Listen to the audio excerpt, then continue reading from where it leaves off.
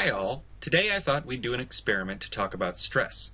What is stress and how do you manage it? For this experiment, we need a regular cup, a few small cups, and a big pitcher filled with water. Our experiment begins with a regular cup which will represent a person and his ability to handle stress. We will use the water in the pitcher to represent stress itself. Stress is a feeling that makes you unhappy or nervous. It can come from a variety of places which are different for different people. We all have different sizes of stress cups, meaning some people are better at handling stress than others. How old you are, how much patience you naturally have, and how much experience you have with stress are all things that help determine the size of your stress cup and your ability to manage those unhappy or nervous feelings. At the start of a day, ideally a person wakes up with an empty stress cup. Nothing has happened yet to make you unhappy or nervous, so presuming you have no stress left over from the day before, your sleeping has helped you to start off fresh and happy. As you go through your day, you experience many things that can fill your stress cup with water. This always happens, even if sometimes you don't realize it. Identifying the things that can cause you stress is important to helping you manage your stress. So think, what are some things that can cause you stress? Pain, like when you cut yourself or fall down, have a headache, or are hungry, will cause you stress. Pain can also be emotional, like when someone hurts your feelings by saying something mean. If someone makes a promise and then breaks it, that can cause you emotional pain and dump a lot of water into your stress cup too. Unpleasant noises can also add water to your stress cup. Much of the time you might not even notice how noise is affecting you. Traffic noises, the air conditioner, the washer or dryer, etc. are just there, slowly filling your stress cup. And since you deal with them every day, you don't pay much attention to this noise. Other times, a noise is so loud, like a fire truck siren, that we cover our ears, but because it's just too much stress on us and can actually damage our ears. Minimizing noise helps to reduce our stress. Even wearing earplugs in a noisy environment, like on an airplane, can help you feel much better. Another type of noise isn't felt with your ears, but with your eyes. At an extreme, this would be something like staring at the sun, which would cause you significant stress. But other less noticeable visual noise includes things like a messy room, dirty dishes, or garbage in the street. Some people can tolerate this kind of visual noise better than others, just like sounds. But eventually, someone has to clean up the mess.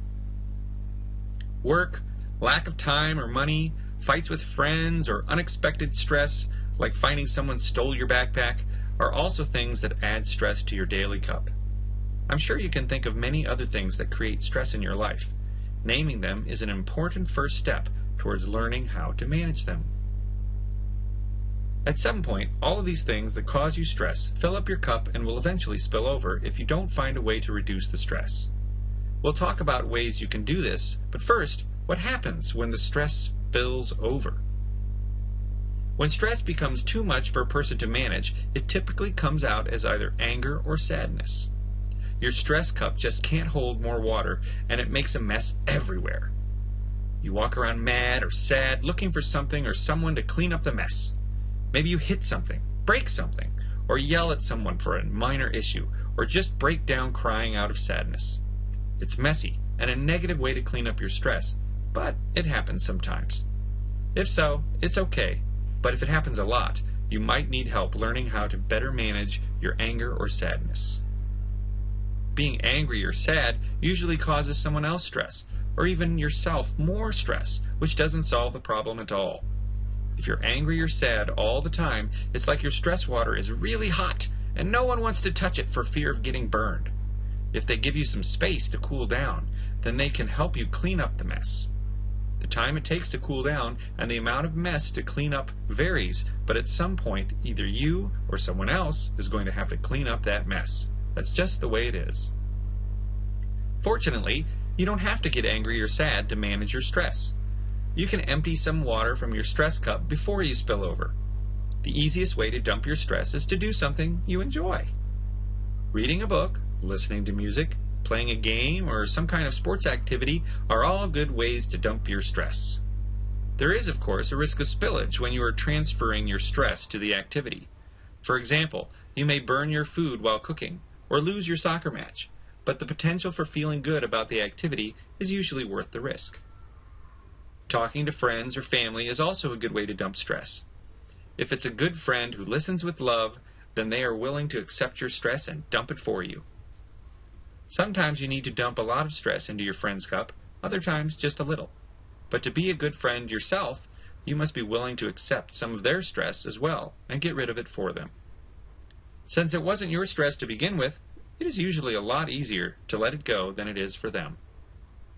But some days your stress cup is already just too full to help them out. If someone tries to dump more water into your stress cup than you can handle, you overflow and maybe get angry or sad yourself. It's okay. It doesn't mean you're not still a good friend. It just means that you need to handle your own stress at the moment. If you let them know, a good friend will understand. If they don't, then you probably just need to walk away so that there isn't too much of a mess to clean up between you later. One of the best ways to get rid of stress is to get a good night's sleep.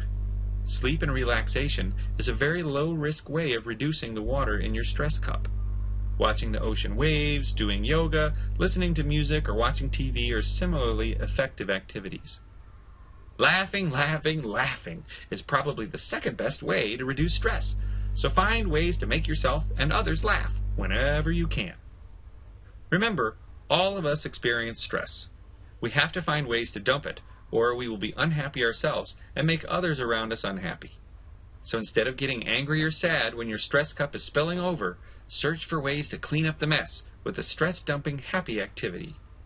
And when your own stress cup is not too full, be helpful to others and absorb their stress as a way to help them feel better too.